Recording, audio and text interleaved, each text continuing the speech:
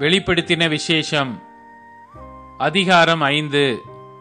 அன்றியும் உள்ளும் புறம்பும் எழுதப்பட்டு 7 முத்திரைகளால் முத்திரிக்கப்பட்டிருந்த ஒரு புஸ்தகத்தை சிங்காசனத்தின் மேல் வீற்றிருக்கிறவருடைய வலது கரத்திலே கண்டேன். புஸ்தகத்தை திறக்கவும் அதன் முத்திரைகளை உடைக்கவும் பாத்திரவான் யாரென்று மிகுந்த சத்தமிட்டு கூறுகிற பலமுள்ள ஒரு தூதனையும் கண்டேன்.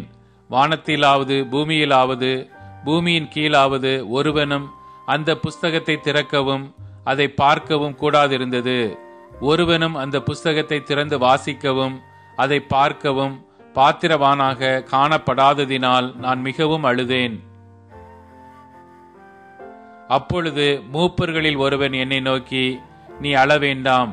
இதோ யூதா கோத்திரத்து சிங்கமும் தாவீதின் வேருமானவர் புஸ்தகத்தை திறக்கவும் அதன் 7 முத்திரைகளையும் உடைக்கவும் ஜெயங்கொண்டிருக்கிறார் என்றான்.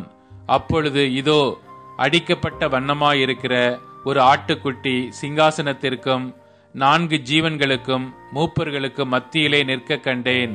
அது 7 கொம்புகளையும் 7 கண்களையும் உடையதாயிருந்தது.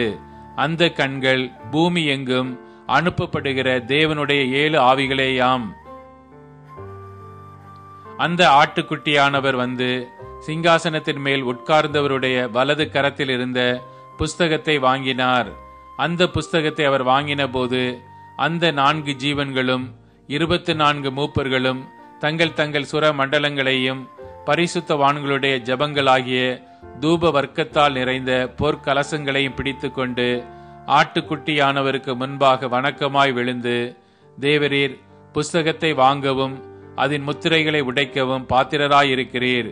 ஏனெனில் நீர் அடிக்கப்பட்டு சகல கோத்திரங்களிலும் பாஷைக்காரரிலும் ஜனங்களிலும் ஜாதிகளிலும் இருந்து எங்களை தேவனுக்கென்று உம்முடைய இரத்தத்தினாலே மீட்டுக்கொண்டு எங்கள் தேவனுக்கு முன்பாக எங்களை ராஜாக்களும் ஆசாரியர்களும் ஆக்கினீர்.